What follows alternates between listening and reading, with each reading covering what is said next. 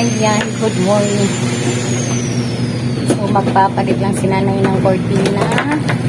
Meron na naman si nanay tutupiin. Ayan, guys. So, mamaya na natin yan tutupiin. Mag-ano muna si nanay. Samahan niyo si nanay, guys. Pupunasan muna ni nanay yung mga windows, yung glass ba sa windows, yung jealousy. Samahan niyo si nanay. Linisan muna ni nanay doon sa Giliran. So, ayan, dito tayo, guys. Dito sa may Giliran. Andyan yung bike. So, pupunasan mo ni nanay dyan sa ano, yung mga glass sa window ba, yung jealousy. So, dyan si nanay mag-ano, pupunas. So, ayan, nandyan yung mga ano, nakahang na mga damit namin. So, ayan. Dati kasi sinampay lang namin. Meron kaming mga wire dyan. Tapos, dyan kami nagsasampay. Nako, na ano na si nanay. Nainis na kasi laging tumamat sa mga ulo namin sa mukha. Kaya, pinatanggal ni nanay. Tapos, pinabili si tatay ng ano. Pinabili ni nanay si tatay ng tubo. Para dyan ihang. So, kahit ano, ilang days yan. So, hindi talaga magtatama sa mga ano namin mukha. So, ayan. Magbabrush lang tayo dyan, guys. Samahan niyo si nanay.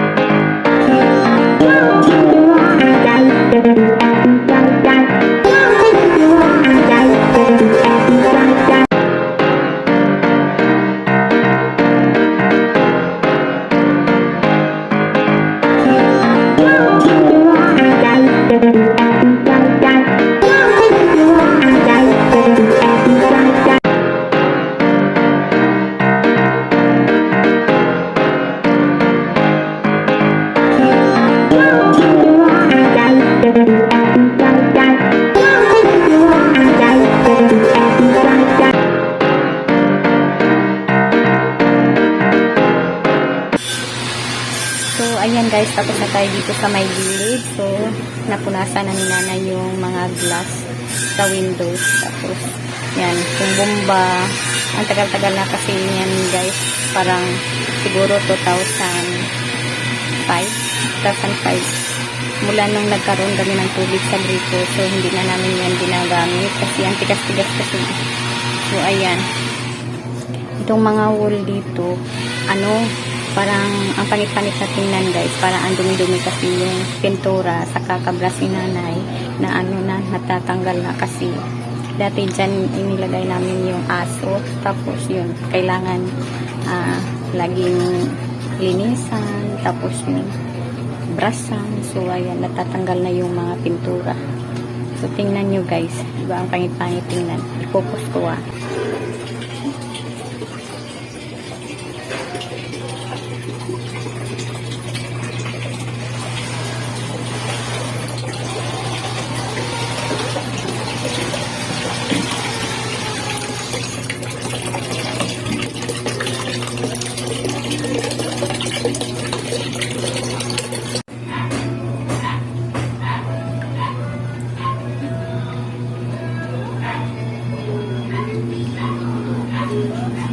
matagal lang kasi yan guys.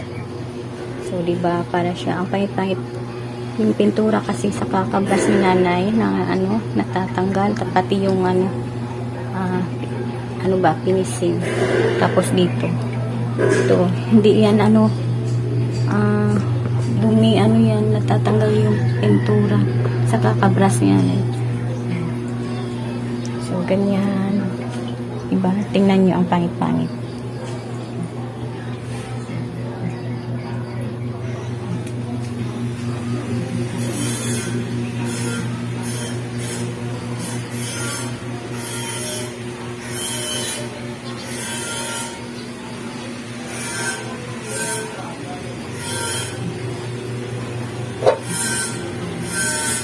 So, ganyan guys. So, kailangan na sana niya i-retouch, pero nawala na talaga si nanay ng gana.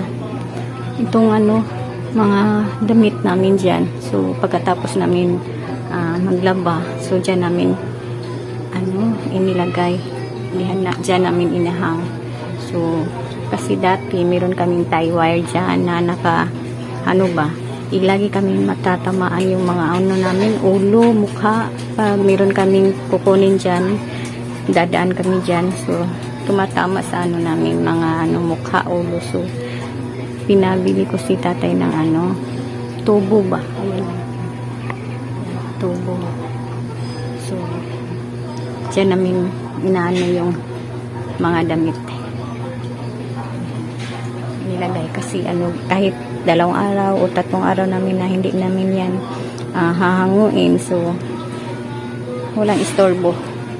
So ayan guys, doon tayo sa loob, magkakabit lang si nanay ng cortina. So ayan, samahan niyo si nanay guys. So magkakabit lang si nanay ng cortina, so samahan niyo si nanay guys. Pasensya kasi sobrang maingay yung vlog ni nanay. Meron kasi nagpo-construct yan, isang bahay lang pagitan mula dito sa amin, multipurpose. So merong nag-grind, tapos nagpapako, iwan. Basta, so samahan niyo si nanay.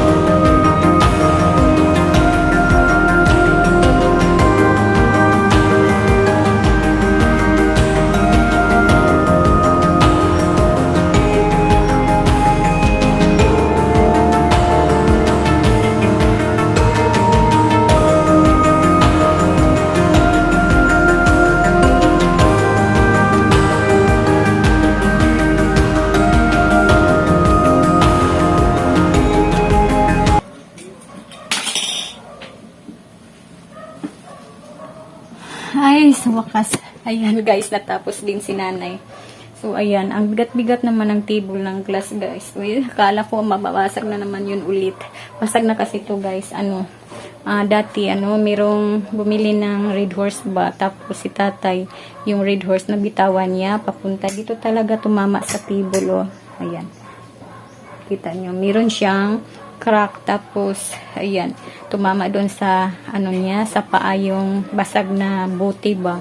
Tapos, ayan, ang dami-daming dugo para talaga si tatay yung sinaksak doon. Ayan ang itsura. So, ganyan lang guys. Ibinalik lang ni nanay kung anong kalat ni RC dito. At saka ni Lablab. Si RC kasi guys, nagagalit talaga yun pag merong, mawala sa gamit niya. Like ganito. Ayan. Kaya, ayaw talaga niya na, gagalawin yung mga gamit niya. So, kaya, kung anong kalat yan, so, hayaan na lang ni nanay. So, ganyan ang itsura, guys. So, ayan.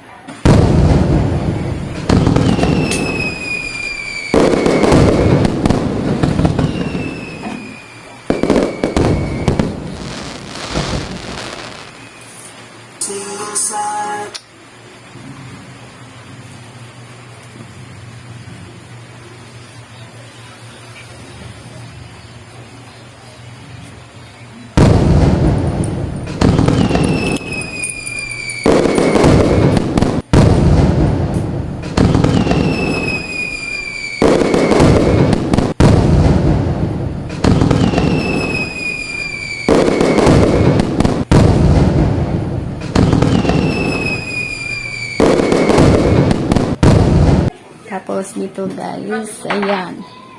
So ito lalagyan ng mga face mask. Ang daming face mask, nakaribi.